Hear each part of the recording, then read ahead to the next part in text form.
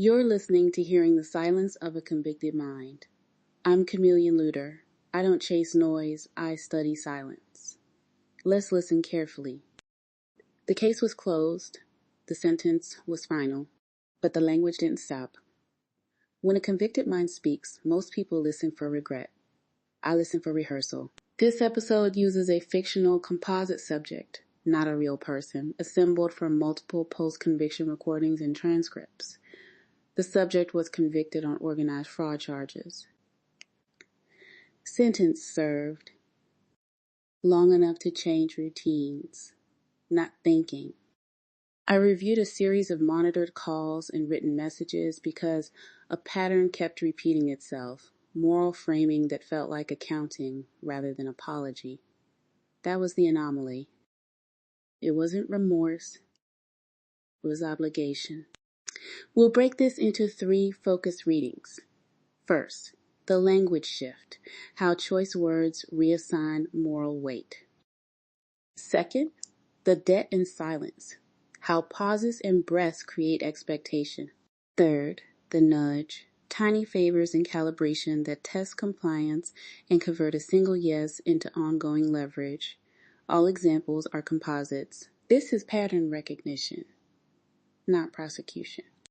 Let's begin with language. He didn't ask in a conventional way. He framed obligations as moral truths.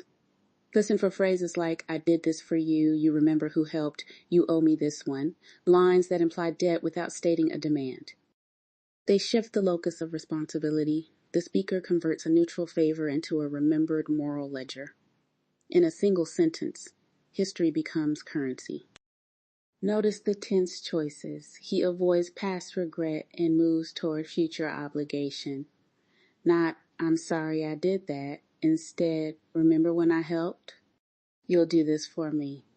Future-oriented phrasing creates an expectation of reciprocity. It shifts the listener from evaluating past actions to planning future behavior. That's linguistic leverage. Now the dead in silence. Words matter, but so do what isn't said. Before key lines, he inserts a measured pause, enough for the receiver to fill in context, to recall favors, to imagine obligation. He leaves sentences unfinished.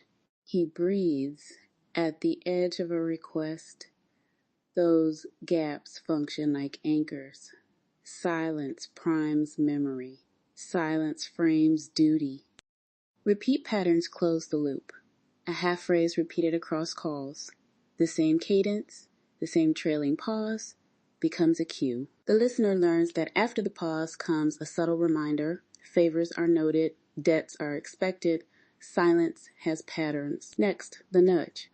He used micro-requests, not demands, calibrated to the relationship. A small favor, phrased as convenience, followed by a soft qualifier, if it's not too much. Those qualifiers aren't humility. They're tests. A single compliance, a minor errand, a message forwarded, a contact made becomes evidence. It converts a social debt into a lever for future influence. He also used compliance testing through emotional indexing. A tone of modest disappointment, a soft reminder of past help, a quick confession of inconvenience, each designed to produce a corrective response. The listener's reply then functions as social proof. They're invested, they're obligated. Small favor becomes recurring obligation. That's the nudge. Zooming out. Conviction limits movement, not strategy.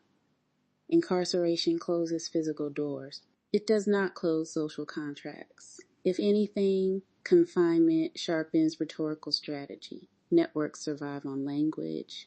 Moral framing preserves relational economy.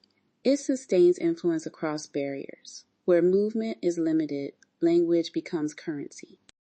This is not about villainy or virtue, it's about mechanics. People convert favors into expectations all the time. The difference here is intentional calibration. The speaker rehearses how obligation is created. Claim a moral debt, wait, then request a small concession. Over time, those concessions stack. That accumulation is the operational risk.